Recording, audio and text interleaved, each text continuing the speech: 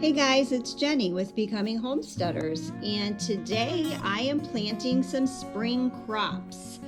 It has been unseasonably warm here in Ohio, growing zone 6A, so I was hesitant to plant some of my spring crops, but towards the end of the week, the weather is supposed to be getting cooler, so I did end up planting my broccoli, cabbage, here in this video. So there are a few other things, but hopefully you enjoy the video. If you do, give me a thumbs up and consider subscribing to my channel. All right guys, so it is time to get this bed ready, and it is a balmy 79 degrees. It is April 12th, I think. So nice and warm day, unseasonably warm. It should not be this warm this time of year, but that's okay. We're gonna utilize it to get things ready to plant. We did go ahead and put in the hog panels. I'm only doing 3 rows this year because we had 4 in here last year and it was just too much. So we have the hog panels up. I'm gonna be planting some beets and radishes in here right now, and then the end of May, maybe middle of May, I will transplant my tomatoes in this bed as well as my pepper plants. And then over here I'm going to do some snap peas, and then later in the season, probably the beginning of June, maybe middle of June, I'm going to plant some pumpkins and squash. So let's get to it.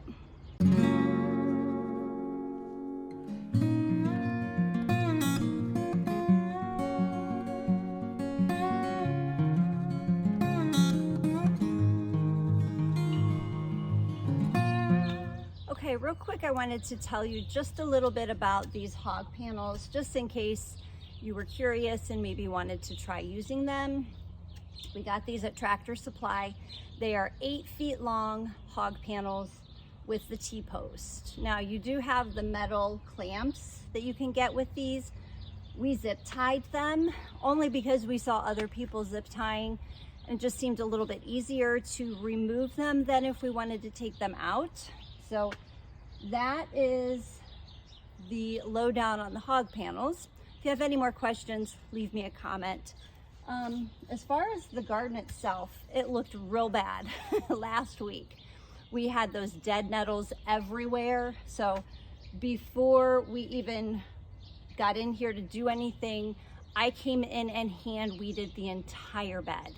It is not that big, but it did take me quite a while to get those dead nettles out. There were a few other things in here too, but that was mostly, I'll show you a picture of what it looked like. So it didn't look like this before. So we got all of those out. Then we did give it a light tilling.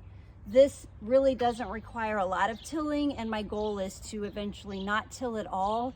But because we removed the 4th hog panel and we had so many weeds, I felt that we just needed to give it a good till. And I did amend it with the amendments that were recommended. You can check out that video. I did a soil sample for this garden as well as my potato bed in the back. So check that video out if you're interested in testing your soil. This was an amazing program that I used, so highly recommend it. But it has been amended. I am going to go through with some of my cow manure compost and just put a little bit in each row, but that's really it. So just wanted to give you some little information on the hog panels, and that this bed was not like this last week. It looked awful. So we're human, and you know, we can't keep up with everything all the time. So wanted just to show you that little bit of it too. This is a composted cow manure that we got about a month ago from a local farm. They are a organic farm. They advertise as being organic, so they are certified. And they no longer have cows. They simply compost. They used to have a big working farm, and it became so popular here in our area for the compost that they have a couple cows, but not on the scale that they used to. So they source their manure in and then compost it there at the farm. But very popular place to get your compost here in my area. of Ohio, which is Northeast Ohio. It is a little bit of a drive for us, but I do think it's well worth it. This compost is so rich. You can tell that it has been seasoned, which simply means it's been sitting for at least a year, and it is ready to be used in your garden. So you don't see big chunks in it. It's nice and fluffy and ready to be used. Beets do like that real rich soil. So I did do a soil test on this soil.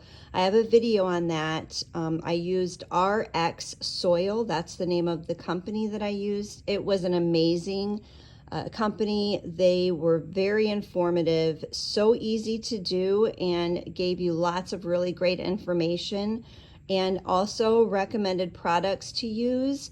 You can either list whether you're an organic grower or you just are simply a regular grower, don't really care particularly if it is organic or not. Then they give you all of these really great products that you can order.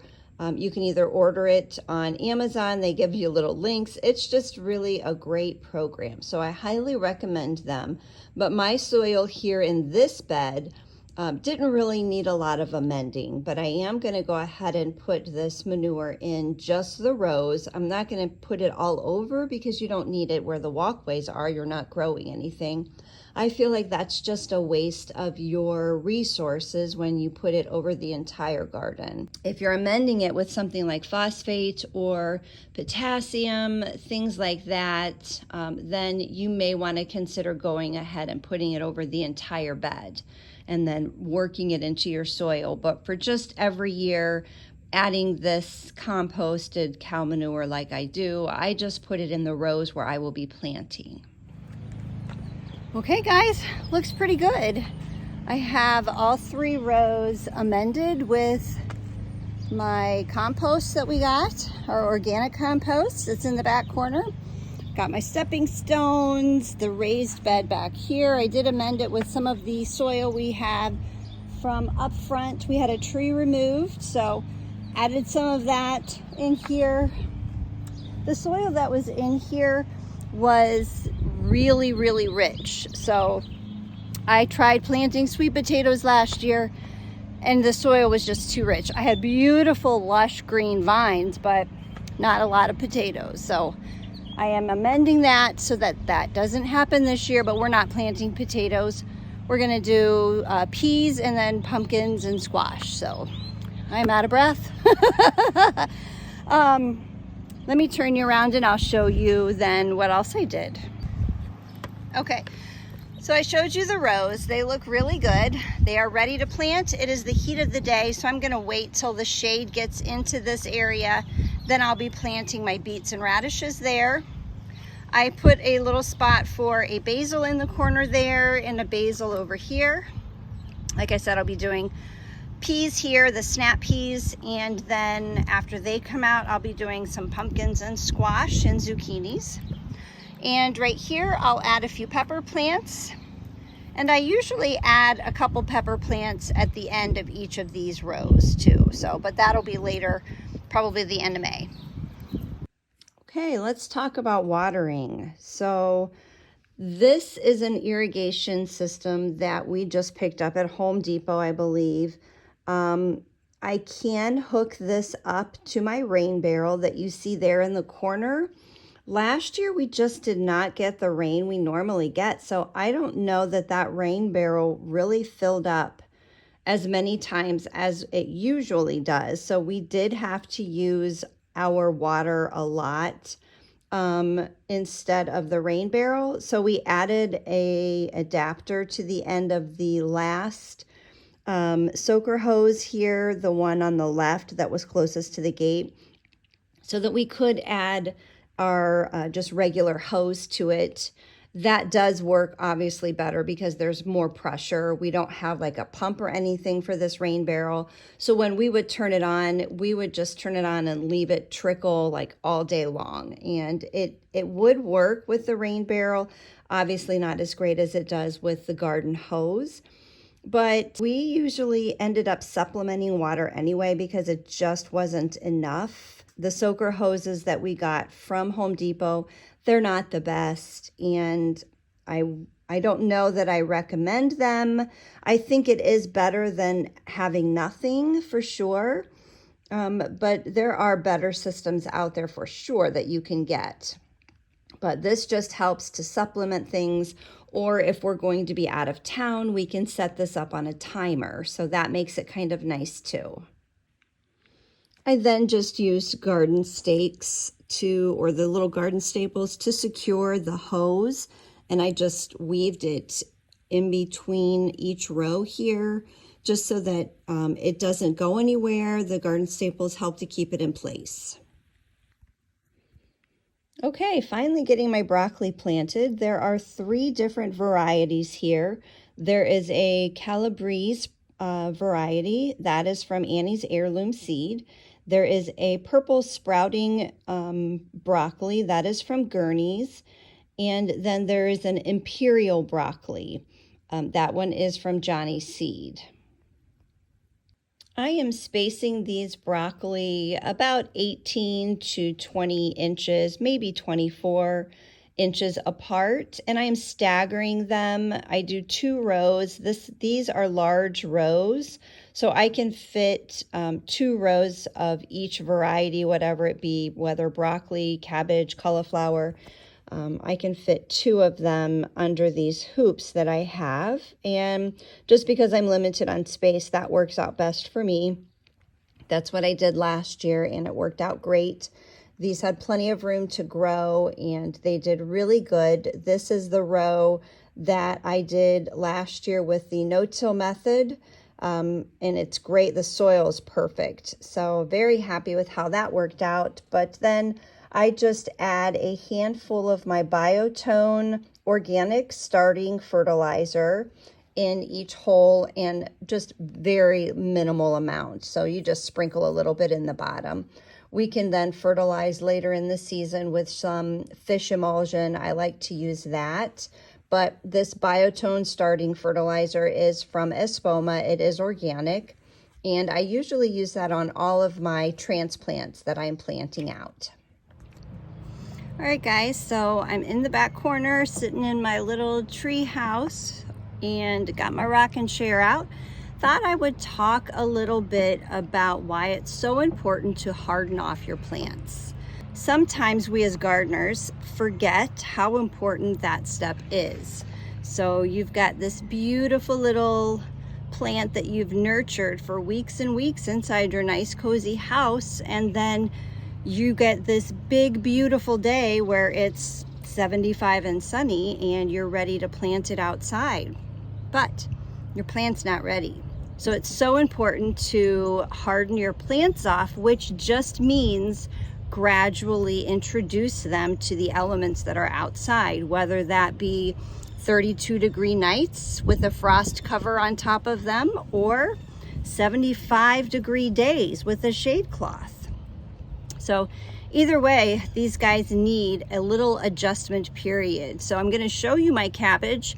They've been out here for 2 weeks now, and they look really sad today. So I'm going to move them into the shade, but I wanted to show you first, this is what happens when you do not properly harden your plants off. So they've been sitting on my deck, and I just moved them to this first row where I will be planting them this week. And it has been unseasonably warm. Like right now, it's 81. And I live in zone 6A, Ohio. So it should not be this warm already on April 14th. I think I said it was the 12th earlier, but it is the 14th. So it still should not be in the 80s. And that's what happened last year. So last year I actually had my broccoli out already by this time. And we had reached a whole week, just like this week, of 80-degree weather, and it bolted. So I was not able to harvest any broccoli off of that, because bolting simply means that it's too warm for the broccoli or whatever you have planted. In that case, it was broccoli, and it instantly goes to set seed. So that is not what you want, because I had these beautiful little broccoli flowers, but no broccoli heads. So I'm going to show you my cabbage and let you see how sad they look today. All right, so this is my insect netting, and I do love this insect netting. I will link it. I talk about it all the time. I mentioned it in my articles on my website, becominghomesteaders.com, as well as in my videos. But I don't know if you guys can see how sad they look. So let me get underneath here. Look at that. Yep, they need to be moved over into the shade, and a little bit of water would be great. What not to do as a gardener when you're ready to plant.